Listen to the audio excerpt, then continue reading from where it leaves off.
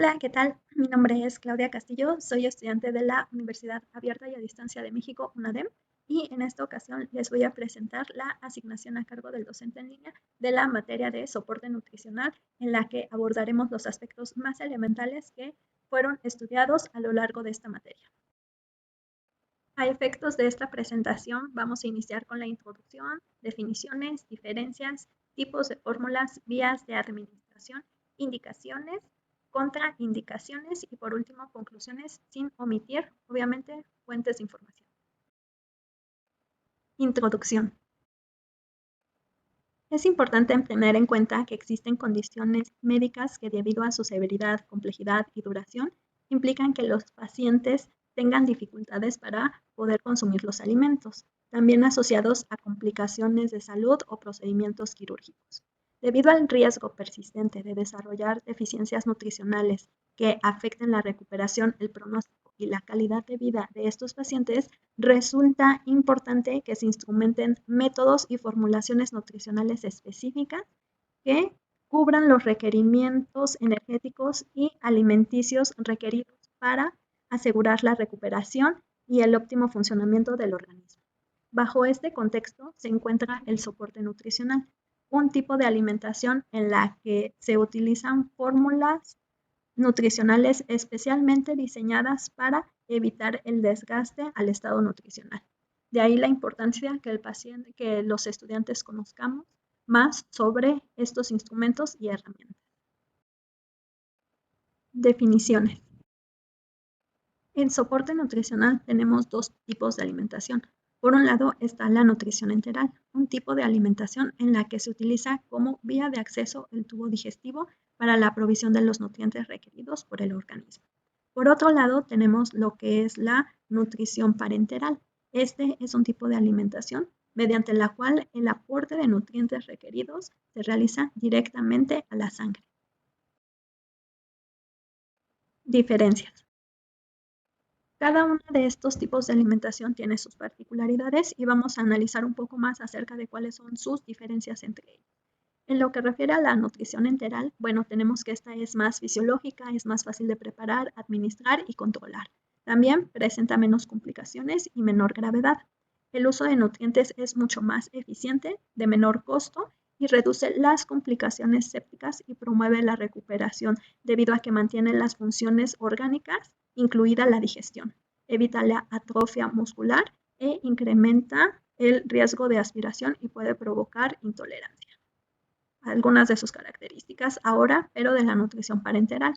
Es útil para estimular la recuperación del paciente cuando el tracto gastrointestinal no es funcional y requiere de reposo. Es simple y no depende de la función gastrointestinal. También previene el catabolismo, tiene menos interrupciones y es constante. Es de mayor costo, obviamente, con más complicaciones y de mayor gravedad.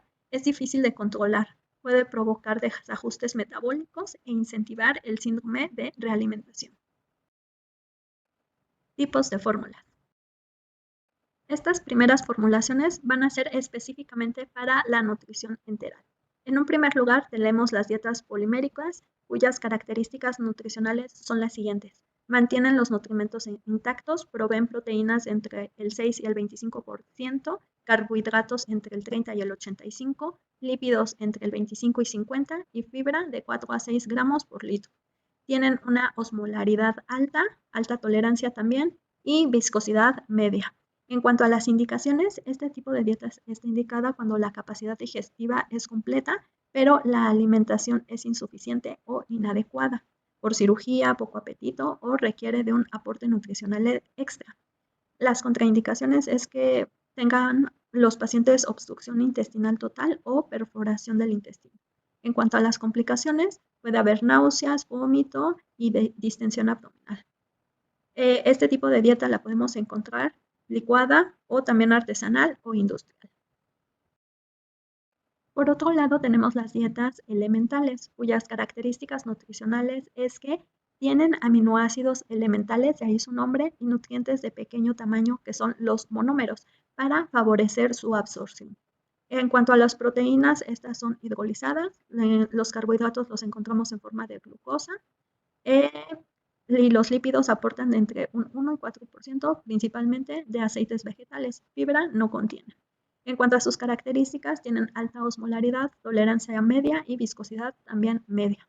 En cuanto a las indicaciones, está indicada para enfermos con fallo gastrointestinal permanente o transitorio o con estrés metabólico, con mala absorción, pancreatitis, entre otros. Las contraindicaciones tenemos obstrucción o hemorragia digestiva o perforación intestinal. Y en cuanto a las complicaciones, puede haber náuseas, vómitos y distensión abdominal. Seguimos con las modulares. Entre las características nutricionales están en que aporta un nutrimento único o mezcla de nutrimentos que pueden combinarse para obtener una dieta completa o complementaria. Y podemos encontrar puros electrolitos, vitaminas, carbohidratos, proteínas o lípidos. Las proteínas se encuentran en forma de aminoácidos, los carbohidratos en forma de sacáridos y polímeros y los lípidos como grasa de leche y aceite vegetal. En cuanto a las características, tenemos alta osmolaridad, tolerancia media y viscosidad media también. Indicaciones: cuando la alimentación es insuficiente, hay poco apetito, un aporte calórico extra o para cubrir un requerimiento derivado de una evaluación nutricional. Contraindicaciones: obstrucción intestinal total o perforación. Y entre las complicaciones están náusea, vómito, cólico, diarrea y distensión. Seguimos con las dietas oligoméricas. Sus características nutricionales es que está elaborada a base de péptidos con absorción más rápida que los aminoácidos simples. Provee una mayor tolerancia digestiva. Proteínas intactas o parcialmente hidrolizadas, carbohidratos de polímeros y sacáridos, lípidos de aceites vegetales y fibra no contiene. En cuanto a sus características, tenemos que la osmolaridad es media, alta tolerancia y alta viscosidad. Indicaciones: en enfermos con fallo gastrointestinal y con estrés metabólico, catabolismo, malabsorción, pancreatitis, entre otros. Contraindicaciones: obstrucción intestinal total o perforación del intestino. Y las complicaciones tenemos náusea, vómito y distensión abdominal.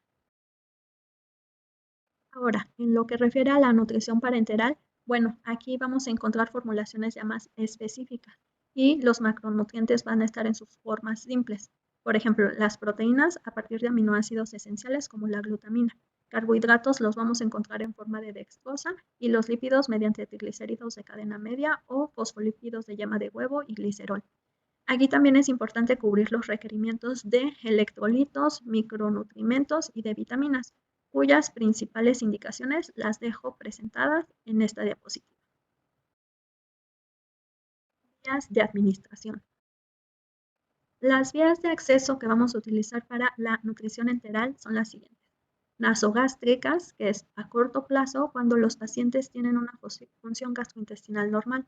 La administración es continua o en bolos y hay riesgo de irritación nasofaringea o neumonía por aspiración. En cuanto a la nasoduodenal o yeyunal, tenemos que esta también es de corto plazo. Cuando el vaciamiento gástrico está alterado, es de administración continua y la salida tenemos como complicaciones la salida espontánea, diarrea o laceración por rigidez. Seguimos con la gastrostomía, esta es ya de largo plazo y cuando hay dificultad para tragar los alimentos. Es de administración continua y existe el riesgo de irritación, aspiración del contenido y desplazamiento. Y por último tenemos la yeyunostomía. Esta también es de largo plazo. Cuando el vaciamiento gástrico está alterado, la administración es continua y existe riesgo de broncoaspiración. Los métodos de administración para la nutrición enteral tenemos que son por bolo. Aquí la administración va directamente al estómago. La administración se realiza de 200 a 600 mililitros con una velocidad de 50 a 200 mililitros por hora. Con una jeringa es que se realiza la administración de este tipo de dieta. Y se aplica cuando los pacientes están estables y con el estómago funcional. Seguimos con el goteo intermitente. Aquí los nutrientes ingresan de manera periódica al estómago. La administración se realiza de 20 a 60 minutos y la dieta se vierte en una bolsa con abrazadera que determina el goteo. Puede ser por bomba o por gravedad. Y por último tenemos el goteo continuo. Este tipo de goteo, la administración va igualmente directa al intestino para fórmulas semi-alimentales o u oligoméricas. La administración se realiza de entre 18 a 24 horas y en pacientes que toleran grandes volúmenes de nutrición enteral. Para la nutrición parenteral distinguimos dos vías, que es la central, que se realiza directamente en una vena de gran calibre, y cuando no se pueda o deba administrar o utilizar más bien el tracto gastrointestinal por un periodo mayor de 5 a 7 días. También cuando existe ayuno mayor a 10 días con catabolismo grave, ante desnutrición grave debido a cirugía abdominal mayor. Y en el otro caso tenemos la administración periférica. Esta se realiza por su nombre en vías periféricas cuando no se beba o tiene que utilizar el tracto gastrointestinal por un periodo menor a 10 días, cuando existe ayuno por más de 3 días pero menor a 15. Ante desnutrición grave debido a cirugía abdominal es la principal recomendación. Indicaciones. Las indicaciones para la nutrición enteral son las siguientes. Cuando hay una insuficiente ingesta oral por alteraciones psíquicas, neurológicas, anatómicas o funcionales del tubo digestivo. Por otro lado, también cuando existe suficiente capacidad de absorción intestinal, cuando su uso será por más de 3 días y puede ser, por ejemplo, en situaciones como quemaduras graves, trastornos de la conciencia o anorexia grave. También ante cirugía gástrica o esofágica.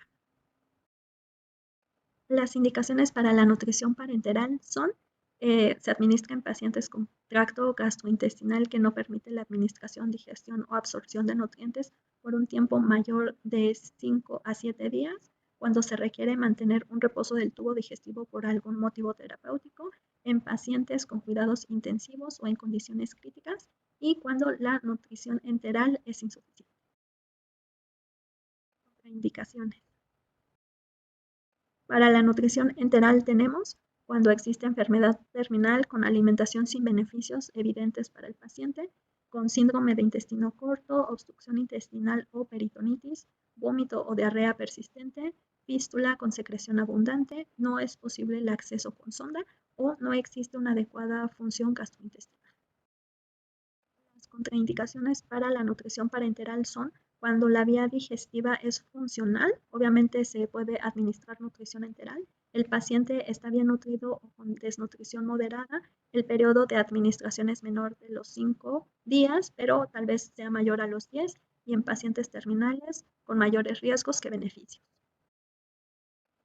Conclusiones. Como una conclusión en general es que el cumplimiento de las características básicas de la dieta correcta durante el periodo de hospitalización provee beneficios que permiten al paciente evolucionar de manera adecuada, que el periodo de hospitalización sea menor y, bueno, recuperar el estado de salud, que eso es lo que nos interesa. Y esto lo vamos a lograr principalmente a través del soporte nutricional en estas situaciones o condiciones mucho más especiales en las que se requiere, bueno, ya del aporte específico de nutrientes debido a que el tracto gastrointestinal ya sea que no sea funcional o porque, bueno, el paciente ya no puede alimentarse como regularmente se haría. Y ahí la importancia que tuvo este ejercicio, debido a que de manera general ya pudimos conocer las características más básicas o elementales que rodean a la nutrición enteral y parenteral. Por último, les comparto las fuentes de consulta que fueron utilizadas para la realización de esta actividad y no me queda más que darles las gracias y nos vemos en próximas ocasiones. Hasta luego. Bye.